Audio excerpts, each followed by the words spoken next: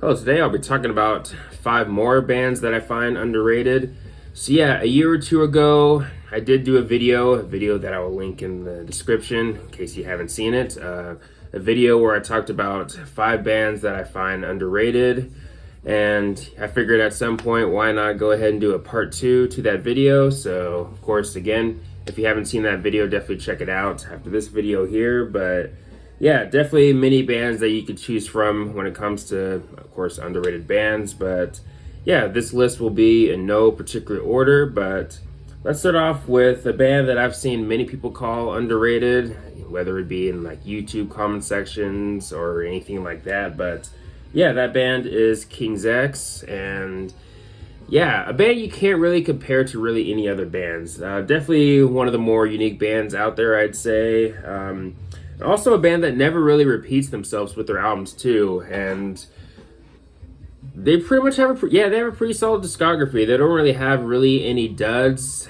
They really, Manic Moonlight and Black Like Sunday to me are probably their weakest, but even those albums I think are at least decent at best. But yeah, King's X, pretty solid band. Not really sure how I'd describe them. They don't really repeat themselves with their albums. You have maybe moments of like groove metal or alternative rock, alternative metal. I have heard people mention prog with this band, which I don't really hear too much. You can maybe point to a song here and there, potentially maybe, but again, not the easiest band to describe in terms of their overall sound. But some of my favorites from the band are these albums right here, Gretchen Goes to Nebraska, and the self-titled, and Dogman, which is one of the fan favorites. Dogman's probably my favorite, but of course these 2 albums are also really good too. But yeah, again, pretty solid discography. Doug Pinnick, his vocals might not be for everybody, but definitely, again, give the band's music a chance. Of course, if you haven't heard them, but yeah. Overall, pretty unique band, solid rock band, and yeah, they've been around since like around the mid-'80s or so. I can't remember the exact year of when they formed, but either way, if you haven't heard of King's X, definitely check them out. Pretty good stuff. Let's go ahead and move on to the next band, and that band is Static X. When it comes to the world of nu metal, they're on the more industrial side of nu metal. They kind of mix both of those things, industrial metal and nu metal. But the album that's often considered their best, or at least one of their best, is of course their debut album, Wisconsin Death Trip. I got my copy signed by Tony, Koichi, and Ken when I did VIP for them earlier this year, actually. And yeah, it was definitely really cool to meet them. But yeah, Wisconsin Death Trip, definitely their best in my opinion. But of course, they do have other really great albums like this one right here, Machine. And this is the anniversary edition. And my copy comes with a signed booklet. But yeah, pretty cool. Machine. Definitely really good album, probably my second favorite. Either that album or this album right here. This was the first album that I heard in full from the band. And yeah, Start a War, definitely a pretty good album.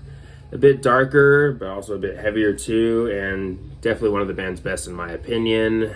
But yeah, Static X is another band that I'd say never really repeats themselves with their albums. Machine, definitely a fairly different album from Wisconsin Death Trip. You also have Shadow Zone, which is a bit more commercial, a bit more radio leaning, leans more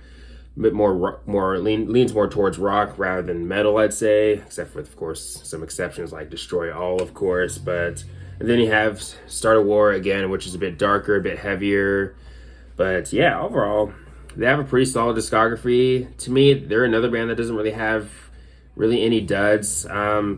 There's really only one album in their discography that somewhat kind of comes close to being a dud, that album being Cold of Static, but I think that album is still at least decent. But yeah, Static X, pretty good band.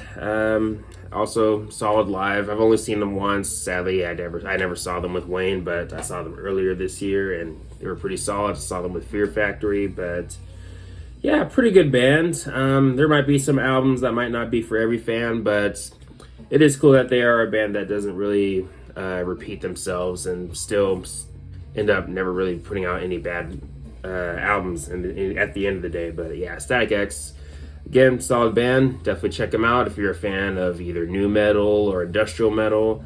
But let's go ahead and move on to the next band, and that band is Prong. So yeah, they're more closer to like the world of groove metal. They're definitely one of the bigger names in that genre. But yeah, Prong, not talked about as much as some other 90s bands like Machine Head or of course Pantera.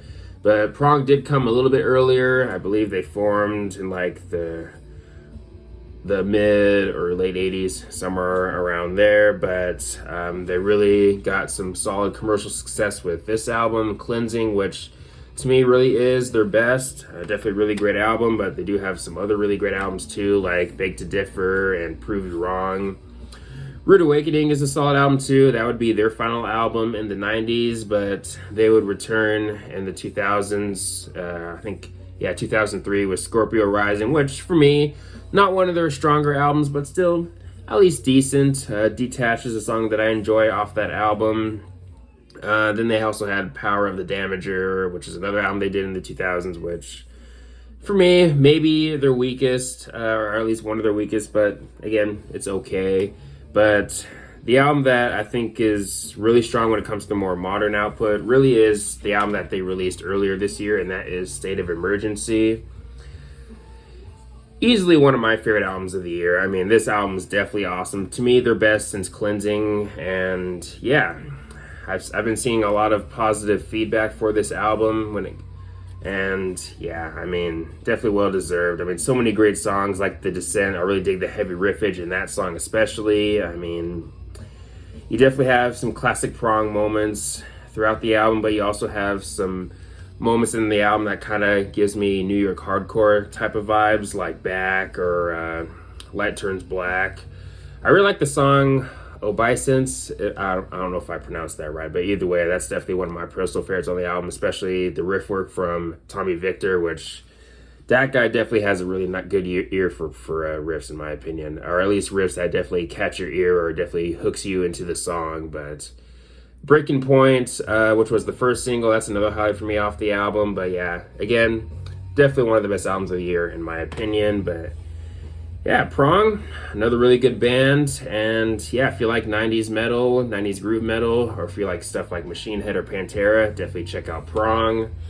Let's go ahead and move on to the next band, and that band is Dark Angel. So yeah, we are going into the world of thrash metal, and if I remember correctly, they're often considered one of the fastest bands in the genre. And yeah, you can definitely hear it with certain songs or albums, especially this album right here, Darkness Descends, which is often considered their best, or at least one of their best. I know this is a fan favorite for many people, but yeah, this would be close second for me.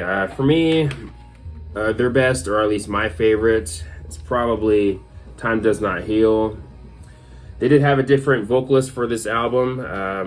I believe that there are different vocalists for these albums, but Time Does Not Heal, again, probably my favorite. I mean, some of my favorites on here, the title track, Pain's Invention Madness. I like Active Contrition and Psychosexuality. I mean, a lot of really good songs on here. And yeah, I mean, if you like thrash metal, definitely check out Dark Angel, especially if you're a sucker for speed in your metal, then you'll definitely be pleased by Dark Angel, again, if you haven't heard him. But now, moving into the final band for this video, we'll be moving to metalcore with Unearth. They never really got as big as some other bands in the genre, like Killswitch Engage or As I Lay Dying or All That Remains, just to name a few bands. But they do have a solid following, though. I mean, In the Eyes of Fire, The Oncoming Storm, those are really good albums, but my favorite from the band has to be The March. This album's definitely really awesome. I mean, sure, you can maybe make the argument for this album that's maybe one of those albums that you have a strong first half but a somewhat weaker second half, but I actually do like the second half, though, especially Letting Go, which is definitely one of their more different songs. And The Chosen's also pretty good, and I do like Truth or Consequence, which is the album closer. But yeah, so many bangers off this album. Of course, My Will Be Done, which is one of their biggest songs, maybe their biggest. Hail the Shrines, also really good. Crow Killer is definitely one of those songs that you definitely have to play loud. It's just definitely one of those songs for me, especially when it comes to the riffs in that song or the guitar playing.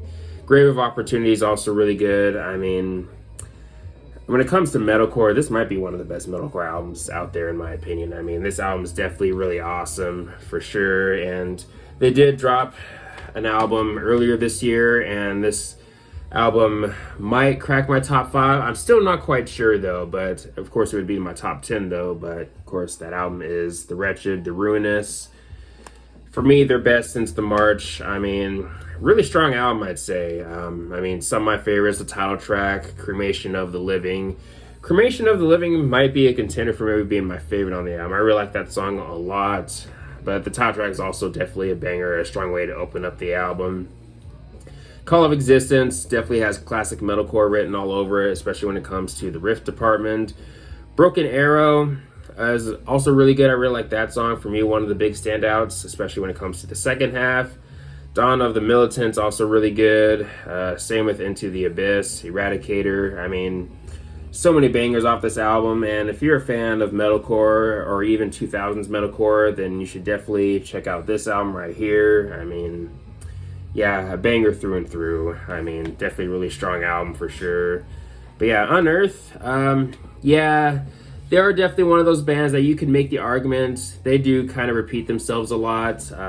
They can be a bit samey sometimes, but at the same time, what they do with their music, it works. I mean, it definitely hooked me. I mean, this was a band that I did get into earlier this year, so yeah, definitely a bit of a newer fan, but glad I eventually discovered them because Unearth, pretty good band. And again, if you like metalcore, especially the more heavier bands of the genre, then you should definitely check out Unearth.